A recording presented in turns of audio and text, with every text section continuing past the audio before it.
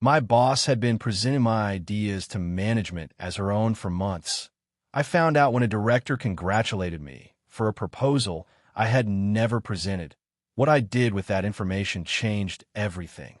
There are thefts that leave no visible trace, that do not occur in darkness or with violence or with any of the markers the brain automatically associates with the word theft. They occur in well-lit meeting rooms, with PowerPoints and corporate vocabulary and the tone of someone presenting an idea with the fluency of the person who had it. The theft of intellectual work in professional environments is one of the hardest to name because it occurs in spaces where hierarchy has legitimate power and where the line between management and appropriation is blurry enough that whoever crosses it always has an explanation available. My boss had been crossing that line for months, and she would have kept crossing it if a director from another area had not congratulated me for a proposal I had never presented but that I recognized from the first word. My name is Fernanda. I am 32 years old. I am a specialist in institutional communication strategy, and I have spent 4 years at a company in the financial sector where the work is demanding and internal competition is the kind exercised with smiles in the hallways and calculated moves behind closed doors. My direct supervisor's name was Claudia. She was 44 years old. She was the director of corporate communications. She had been at the company for 8 years and had the reputation of someone who generated results and who knew how to navigate internal politics with a skill I had admired during the 2 years I had worked under her direct supervision. 2 years in which we had built, or so I thought, a working relationship based on real trust. 2 years in which I had shared ideas, analyses, and proposals with her in one-on-one meetings with the openness of someone who believes they are in a safe space. 2 years in which she had taken those ideas to spaces I did not have access to. Without my name, the moment that changed everything was a Tuesday during an expanded management meeting. I was not in that meeting. It was not the level that corresponded to me. But after management meetings, it was customary for some participants to stay in the hallways and cafeteria, continuing conversations, and I coincided in that space with the director of corporate strategy, a man named Rodrigo who had little day-to-day contact with me, but with whom I had exchanged enough words to have a cordial relationship. Rodrigo saw me and approached with the energy of someone who wants to say something specific. He told me he wanted to congratulate me on the institutional segment communication repositioning proposal. That had been the most solid presentation they had seen in that room all year. That he was glad Claudia had someone like me on her team. I listened to him say all of that, and something inside me made a movement that was not exactly surprise. It was recognition. The institutional segment communication repositioning proposal was a 16-page document I had developed over 3 weeks in January. I had done it at Claudia's request. As she had told me, she wanted to have an in-depth analysis of a segment for an internal conversation she was having with the strategy area. I had delivered it to her on the 15th of January with my name on the cover page and my initials on each analysis page, which was my usual practice with working documents I sent internally. Claudia had told me it was very good, that she was going to review it and that we would talk. We had not talked about the document again. I had interpreted that as it having ended up in the pile of things Claudia processed slowly, which was her style. Director Rodrigo had just told me that document had been presented in the management meeting that day. Without my name, I thanked Rodrigo as best I could because in that moment my brain was doing 2 things simultaneously, maintaining an expression that did not reveal what I was processing and processing what I was processing. I told him I was glad it had been useful. He continued on his way. I went to the nearest bathroom, locked the door, and stood in front of the mirror for 2 minutes that were the longest of my recent work week. The first thing I did when I got back to my desk was open the email from the 15th of January. There it was, the email where I had sent the document to Claudia with the subject, Institutional Segment Communication Repositioning Proposal, Draft for Review, with the attached file, with my signature at the bottom. I forwarded it to my personal email. I did the same with 3 additional emails from the previous 4 months where I had sent Claudia analyses, proposals, and working frameworks that at that moment, with the new information I had just received, I reviewed with different eyes.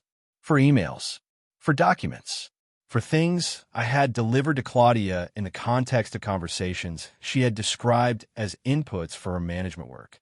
For things I now had reason to believe had had a different destination than the one I had imagined. I did not act that day. I went home with the emails in my personal inbox and with the decision that what I did next required more information and more calm than I had in that moment.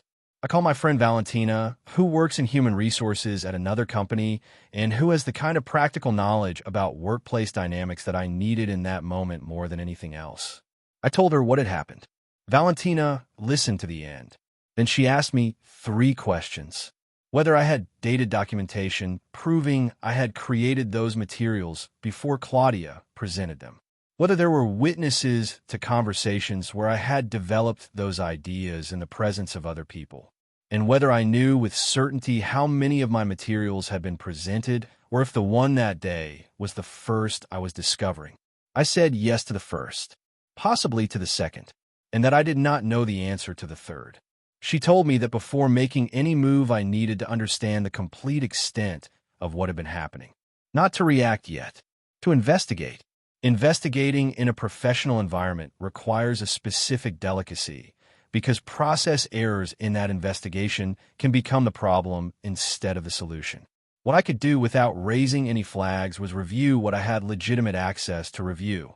I reviewed the management meeting history from the previous 4 months, to which I had partial access through the internal project management system. Not the complete minutes, which were confidential, but the topics discussed and the materials referenced that were logged in the system. In 3 of the 4 meetings in the previous 4 months, there were references to institutional communication materials presented by the Corporate Communications Directorate. 3 of the 4 meetings. I compared the dates with the dates of the emails where I had delivered materials to Claudia. The pattern was consistent. Delivery to Claudia. Management meeting 2 or 3 weeks later. Reference to communication materials in the system log. It was not definitive proof. It was a pattern that required additional verification. The additional verification came from a source I had not sought. A colleague from the strategy area with whom I had a cordial but not close relationship sent me an internal message on a Thursday. She told me she had been in a cross-functional working meeting with Claudia the previous month, and that in that meeting Claudia had presented an institutional audience segmentation analysis she had found very sophisticated. That she was mentioning it because she had seen my presentation at an internal training 6 months earlier where I had developed a similar framework, and she had thought I might be a useful resource for the project they were developing. She did not know what she was telling me. She was telling me in good faith, as someone connecting 2 things that seemed related. I knew exactly what she was telling me. The institutional audience segmentation analysis that Claudia had presented in that meeting was a document I had developed in November and delivered on the 3rd of December. I now had a documented pattern spanning 5 months and at least 4 materials. I had dated emails proving authorship. I had an involuntary witness who had seen the material presented by Claudia and who could connect it to work she had seen me do. And I had Director Rodrigo, who had congratulated me by name for a proposal he thought I had played some role in developing, which meant that at some point in the presentation my name had appeared, even if not as primary author. I called Valentina again. I told her I had enough. She asked me what I wanted to do. I told her I wanted this to be seen, not destructively, not with the energy of someone who wants to burn everything down, but in the way things are seen when the people who make decisions have complete information. Valentina helped me think through the strategy, not going to human resources directly as a first move, because in many organizations that is managed in ways that do not necessarily favor the person reporting. Not confronting Claudia directly, because a confrontation without structure would give her the opportunity to manage the narrative before it reached anywhere else. The first move was to create visibility of my work in a legitimate and direct way, without reference to Claudia, so that the people making decisions had first-hand information about what I produced and at what pace. The second move was to formally document everything before making any report. The third move, if necessary, was the formal report with complete documentation. The first move was the one that cost me the most because it required doing something that was not my style, actively making myself visible in spaces where before I had let my work speak through Claudia. I requested a meeting with Director Rodrigo under the pretext of wanting to continue the conversation we had had in the hallway. It was a legitimate reason, and he accepted it without any sign of strangeness. In that meeting, I presented the complete framework of the work I had developed in recent months. Not as a complaint, as context. I showed him the original document with date, explained the development process, shared the baseline analyses that had informed the final proposal. Rodrigo listened with the attention of someone who is processing more than I was saying explicitly. At the end, he asked me whether I had shared this material with anyone else in the organization besides Claudia. I told him no, that my practice had been to deliver it to my director for her to manage upward. Rodrigo nodded, and the way he nodded told me he was also connecting dots. The 3 weeks that followed were ones of tension I maintained with the concentration of someone who knows they are in the middle of something that requires precision. Claudia did not know I knew. I kept working with apparent normalcy. I kept delivering materials to her, because stopping would have been a signal. But I started copying myself on all delivery emails, and including in each document a version log with date and authorship that I had not included before, because I had not had reason to. I also started sharing project updates in the internal project management system, which was a recommended practice I had not exercised consistently because Claudia preferred that upward communication go through her. Now I understood why she preferred that. The formal report came in the 5th week. I presented it to the Human Resources Director and the Division General Director, who was the level above Claudia, with a file that Valentina had helped me structure.